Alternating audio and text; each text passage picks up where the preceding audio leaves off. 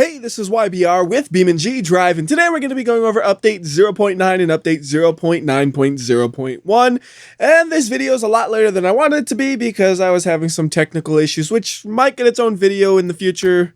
Haven't quite decided yet. Anyways, first thing is when you go to choose grid map, there are now multiple locations you could choose from. When you go to choose Hirochi Raceway, there are now multiple locations to choose from. But for testing purposes, it's better to start off at grid map. And I want to start at the default location, but let's get some variety and go to the dirt path instead.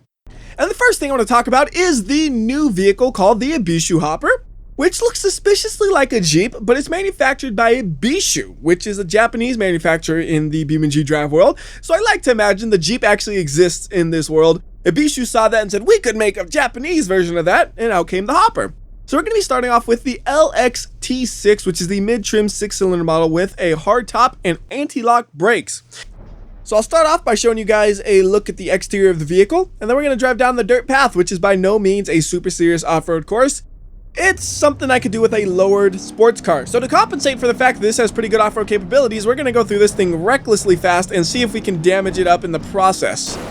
Perfect. Main engine broken. Oh man, that's the killer hit. It doesn't even look that damaged, but it's done. All right. Let's try this again, but instead of going recklessly fast, let's go at a reasonable rate of speed that actually shows off the off-road capabilities of this vehicle. So if we keep the speed around 30 miles per hour or so, it should do just that because it's fast enough to kind of bounce the vehicle around, but it's also slow enough where I can maintain control of the vehicle through the bounces. So going through this dirt path, no problems. A little bit of a slowdown on this uphill though because it doesn't have the most powerful engine, but we made it, and with virtually no damage, it seems like. Now, as I was saying though, the engine, not that great. So we're gonna just come to a stop right here, get a fresh vehicle just in case that little jump at the end damaged it, and then we're just gonna floor it. And you can see how long it takes to get up to 60 miles per hour. I can say a whole sentence or two and we're only at 50 miles per hour. So 10 more, 60. How about 70 there? And let's see if we can get it up to 80 before we crash. There's 80, all right. And what I'm going to do right here is I'm just going to go right at these rocks, and we're going to see what the suspension does at a high speed going into this. I expect a lot of destruction, and there it is. I like how the grill's just barely hanging on. And it got airborne, so we'll let it fly. And then we'll get a little bit of slow-mo for the next impact. So right about there. Perfect. And then full speed for the rest because they're going to be a lot smaller. You're going to land upright? Yes, you will. Can you drive? Maybe? Oh, yeah, boy. How is this thing not tipping over? It looks so unstable. Never mind. There's the tip. Although I bet with the right driving, I could probably keep this upright. So let me go ahead and grab it, put it upright, and see what I can do. So go ahead and accelerate. And then we just kind of have to maintain control of the weight balance. Like, this looks ridiculous. It's like it's dancing. Just up on this side. Oh, don't tip, don't tip. There we go, we're good. Bouncing all over the place. What is this? It just bounces and bounces. All right, we're kind of calming down. Oh, and now we're rolling it. All right, I think that's enough of using this wrecked up hunk of junk. Here's a quick look at that, and then we'll go ahead and respawn it. I can give you guys a quick look at the inside of this vehicle. We'll turn the lights on so it's a little bit easier to see. And I'll be doing a full video for this vehicle at a later time, and I'll actually be going over all of the details, but I wanted to give you guys a quick look at it. And since we're going through the cameras, we also have new camera modes. We have the external camera mode, which just kind of has it where it's like watching the car from a distance from multiple locations. So it kind of gives you some cool things like that where it just zooms by and then hits the jump and, well, just slams right into those blocks. And I like the way how it actually pans afterwards on the crash. It doesn't just stop and watch, but it keeps moving so you can see the crash from multiple angles. And there we go. That's what I was waiting for, where you get the nice close-up. Anyways, we'll reset this, and then we're going to go ahead and go to a normal camera angle. And what I want to do here is I want to damage the vehicle, but make it where it's still fully drivable. The best way I know of doing that is to just damage the roof. And to damage the roof, we could just go over to that loop and crush the roof into the loop like so. Perfect. Now, the vehicle is stuck, and in a situation like this, you could go and pull it, or what we're going to do here, we're going to hit escape, and then we're going to hit save. Then we're going to reset the vehicle, we're going to pull that menu back up, and then hit load. And it loads up the damaged vehicle so we can go and drive this thing around. And as far as I can tell, this works with any vehicle and in any situation. So you can do really fun things like this. So say for example, you want to damage a vehicle as much as possible with it still being drivable. Every time you crash the car, you save it. If you have it where the vehicle is no longer drivable, you load up the last save and then you can keep on wrecking it. It just gives you a lot of flexibility to do really interesting things. Like this one right here, it's not going to drive anymore, but let's say I still wanted that beat up roof. Well, we reload it, and then we're going to hit escape again and just hit load, and just like that, we have the damaged vehicle again. And we can do whatever we want with this thing. We can keep on driving it in its damaged state perfectly fine, or we could go and damage it more and see how much we could damage it before it breaks, constantly saving the spot. And to me, there are a lot of ideas I have for videos using this feature, and I will be making those at a later time, but for now we're just going to go ahead and fly my Abishu and ruin it once again completely. One thing I did notice though is when you hit load, the little menu on the top left is still there. We actually have to close that manually. Kind of annoying. Anyways, quick look at this vehicle and then we'll go ahead and reset it. And now for something much more obvious, what about those 3 new buttons on the screen? First, we have a push to start button, and it doesn't matter what car you have. You could have a brand new SBR4 or an ancient Burnside Special. They all have a push to start setup now. And if you try to accelerate when the car is turned off, you go into gear, your lights will light up, but you're not going to move. The car will not turn on automatically. You actually have to turn it on yourself, and then it'll move. We also have a high range and low range gearbox when appropriate.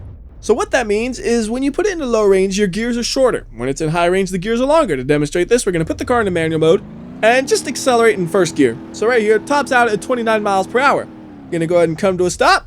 We're going to put it to low range mode, and we're going to do the exact same thing. And you see right there, we top out at 13 miles per hour. So why would you ever want that? Well, it's really useful for off-roading. When you're off-roading, there are many situations where having a really short first gear can be super helpful to conquer whatever terrain you're trying to go through. So like this mud, normally it wouldn't be that difficult to go through. However, there have been some changes. If you try to go through the mud with just regular street tires like this car has, it's much more difficult. So going through this with the low range gearbox might actually be necessary because as you see right here, we are really stalling up on this. But if we would actually just swap these tires out for some actual mud tires, it would just destroy this thing. And I will demonstrate that in a second. But we're going to get through it all the way, and then I'm going to talk about that third button, because I'm not done with the buttons yet. There's one more button. So there we go. Come on. Come on. See, the mud is just eating me up, man. Upshift. Hey, upshifting worked. We got a little bit more traction, and we are through. So that last button, that controls the front transfer case. So as you saw right there, the car was all-wheel drive. All the tires were spinning to get through that mud. When you click that button, it makes it just rear-wheel drive. And to demonstrate this, here's another new feature. If you grab a node and you pull it to wherever you want, and then you middle-click the mouse button, it'll hold it in that location. You can do that as many nodes as you want. So you can put this car completely in the air like that. And you see right here, all-wheel drive. All the tires spin when you accelerate. Hit that button, just rear-wheel drive. That's the only one that spins. And you can go ahead and put it back to all-wheel drive. And then as for disabling these, I can't figure out a way to do just one, but if you middle click on the empty space while you have the node menu up, it'll drop the car like that. Now back to that mud, we're going to go ahead and spawn up another Abishu hopper, which is identical to the one we were driving, except we'll give it a different color so we can tell these apart. So the red one will have serious off-road tires, and the blue one will have the stock tires, which are more useful for driving on paved roads. So we're going to go to the rear wheels, and we're going to give this thing some Alder draggers. Dragger, it sounds like it might be drag racing, right? But if I remember correctly, those are actually some really good wheels to put on because you can get some real beefy tires on it that work great for this kind of thing. So we're going to do the same thing here. 15 9s in the front and rear. And you see right there, those aren't really off-roady. So we're going to go to the wheels and then we're going to go to the tires. And then we want to put on the off-road tires. That's a serious tire. There we go. That front one looks like what you'd want to use to go through the mud. So we're going to do the same for the front and rear. And that's all we're going to do. We're just going to drive this thing through here in first gear because I don't want the transmission messing things up. And you see, going through here like this, real easy. I don't even have to use low gear or anything like that. Just high gear first, right through there. Super easy. So now we're going to go to this one. It has the exact same setup except for the wheels, so it's in high gear, 4-wheel drive enabled, engine on, obviously. And also there are buttons for the differential. If you have a vehicle that has a differential where you can lock it and unlock it, there will be buttons down there as well. Unfortunately, both the vehicles I have do not have that. So you see right here, we're going much slower. We're still making it through, but it's not as fast as we were going with the other one. You see right here, we're even getting stuck a little bit by doing the exact same thing where we just floor it all the way. Well, it's not working right here anymore. We got to do a little bit of extra work to really get it to go through. Eventually it will, but that really shows you the difference in the tires, because the tires have been reworked a lot in this version. It used to be you could use off-road tires for whatever and racing slicks for whatever. Now, off-road tires don't work so well on the paved roads, and racing slicks don't work so well off-roading.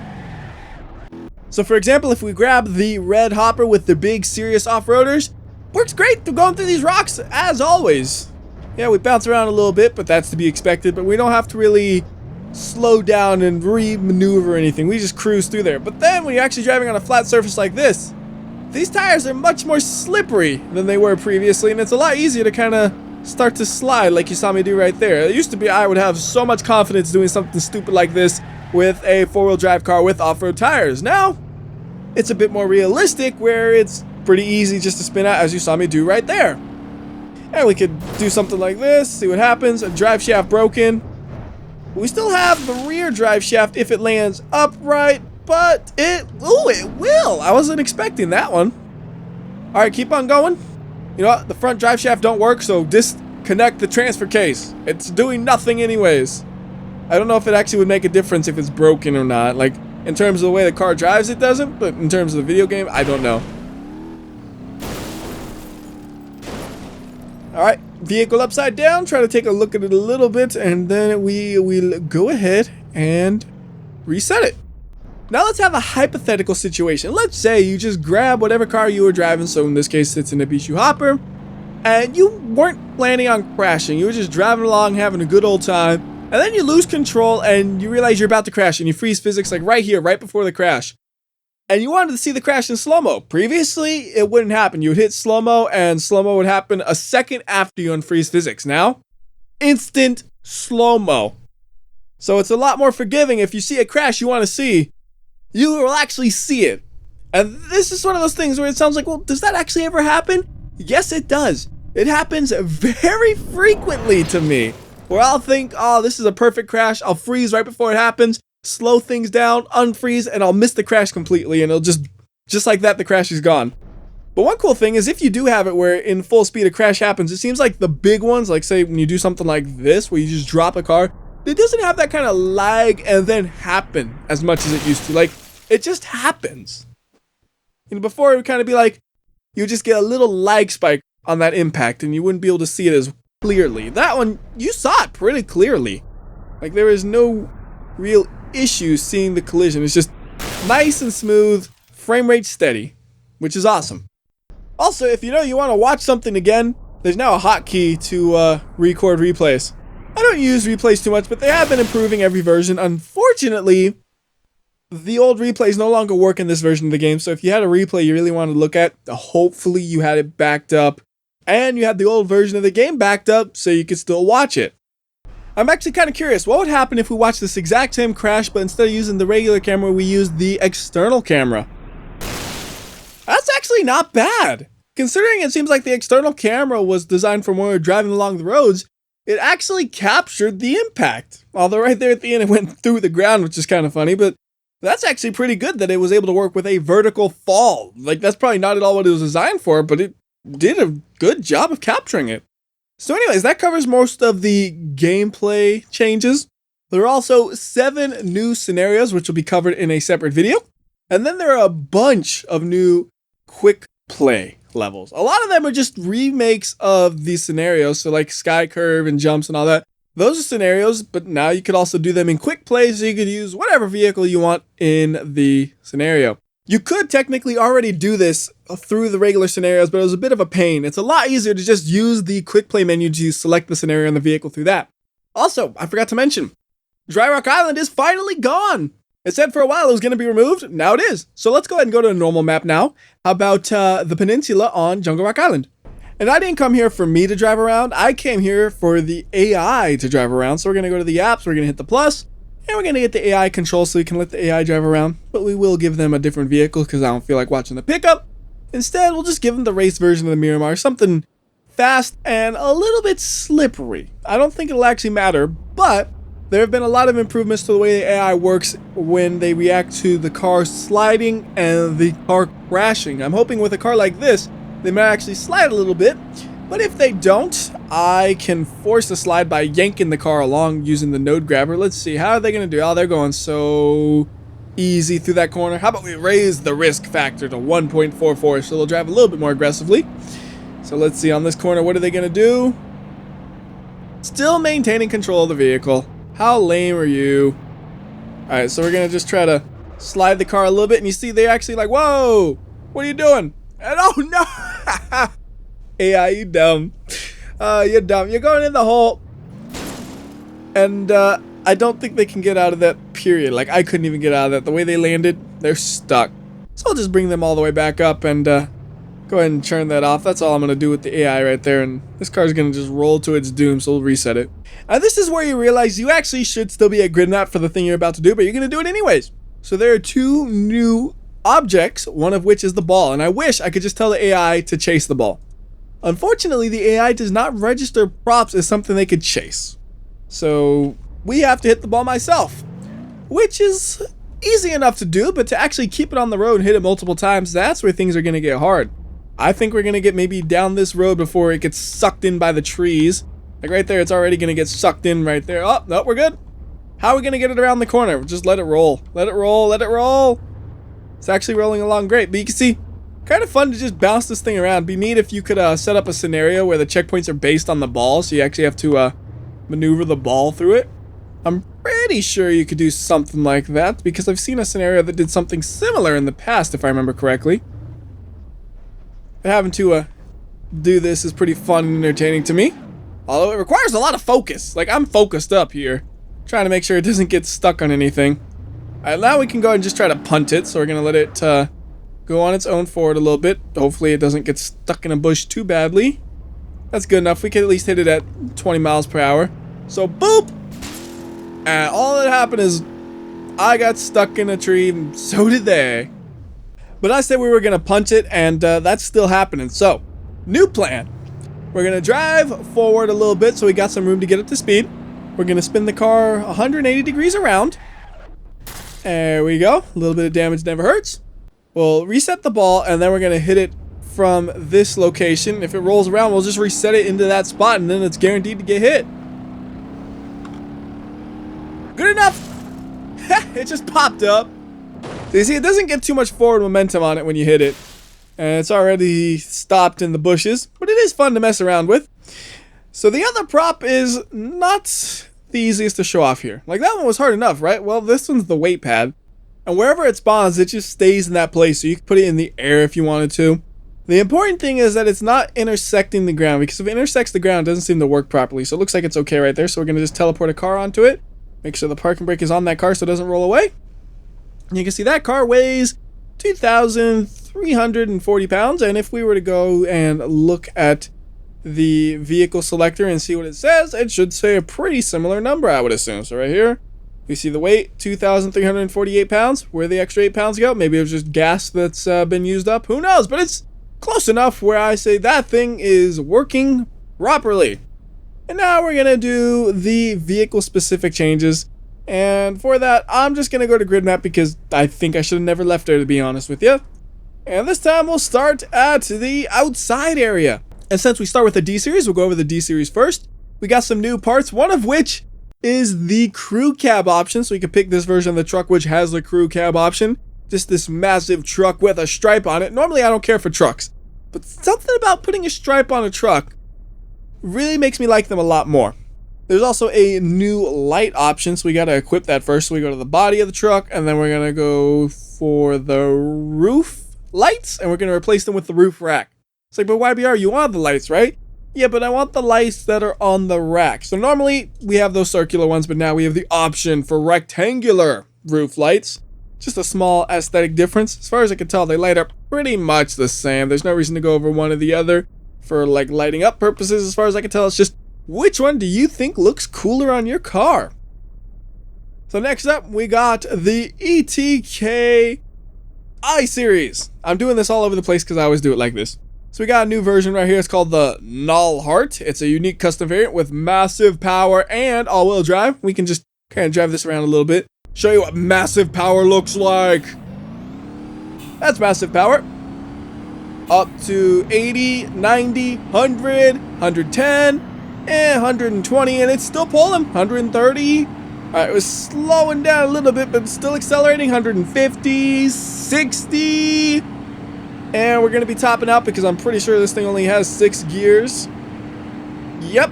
There we go. Top speed. I like how the PSI goes, whoa. Oh, we're good. Whoa. Oh, we're good.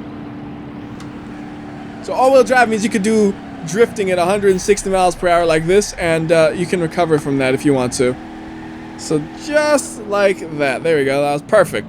Okay, I slowed down a little bit more than I wanted to.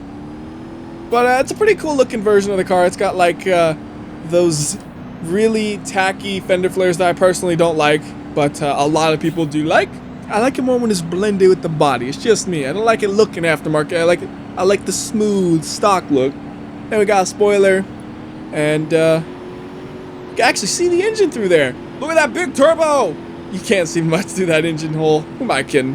Yeah, it has a big engine. You could tell because we just ran out of ground. Okay, let's bring this back then.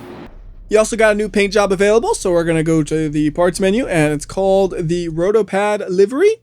So go ahead and spawn that up, and you can see what that looks like pretty easily, and it works pretty well with this body style, actually. I think it just matches up well. Anyways, next car we're going to be taking a look at is the Vanster. We got a new version called the H15 Vanster Working Package for the working man who needs a very serious work truck that says a company name on the side. So it says Beamcom connected everywhere. So you have to assume it's like an ISP or maybe a telephone service company.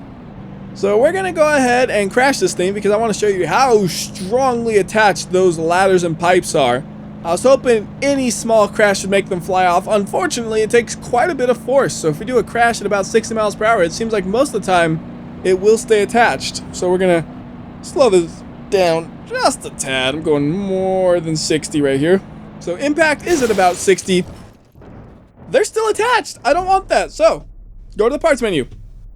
Give this thing the big stage 3 supercharger. And I probably should give it all-wheel drive if it doesn't have it. And I don't think it does just based on the way it takes off right there with the wheel spin. But you know what? That's fine. That's fine if we get a little bit of wheel spin. I just got to control throttle. So now we're going to be able to hit the wall at a much higher speed. And you'll see that those things on the roof can actually fly off with a high enough speed. Be actually kind of cool, just a simple mod. Make the attachments weaker so you can have them flying off all over the place just for extra fun. And maybe quadruple up the amount. Yeah! Then it's not so simple. It's actually a little bit more effort required. So 111 miles per hour. There they go. Although some of them actually got grabbed by the rack as it pushed itself upward. That was interesting. But it was fun to do. And we're doing a nose stand. That's actually pretty cool. Next, let's take a look at the, how about the Legrand? So on the sport version, you got a couple of new things. You got a luggage rack, and then you got a spoiler. And I just want to say, I've never once seen somebody actually use a luggage rack on a modern car like this. Never. And then if we go to the Luxe version, which is right here, this one has an absolutely hideous addition. It has a Landau roof, which is just that ugly looking color right there, which looks awful to me. I hate them. It's like a fake roof look thing to it, but it's a real roof. I don't know. We're going to try to tear it off, but obviously that doesn't work, so yeah. Let's just get this thing out of my sight. How about the Burnside? We got a new part on the Burnside. We'll grab the lead sled to show it off. And then if we go to the front of this thing, you'll see there are these little extra pieces on the lights, just like little eyelids to it. That's that metal piece right there. One thing people don't realize is that was actually used by mobsters originally to stab people with their cars. Yes, I made that up completely, and no, it's not true. What are you, crazy? That'd be the most impractical way to stab somebody ever. So next we're gonna go, how about the 200BX? So, on the 200BX, you'll notice the drift version, it has a wing in the picture, but if you spawn it up, where does the wing go? It's gone. And then the demon version, well, I have a little bit of a hypothesis here. If we go to the 200BX and then you pull out the Demon, which previously didn't have a wing, guess what? It does have a wing. So the Demon stole the Drift version's wing. Also, I've driven the Demon in the past with the wing attached, and I realized it actually helps a ton with high-speed stability on this version of the car.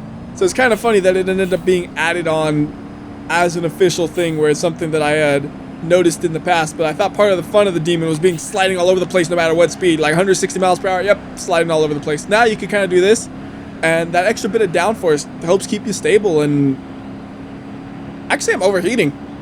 I forgot. But it keeps you stable and you won't spin out so bad.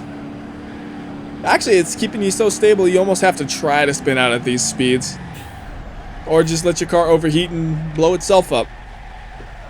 And if we pull out either the racing or the drift version of this car, you can now choose the colors on the skin. So we'll grab the race one since we already had the drift one out a second ago.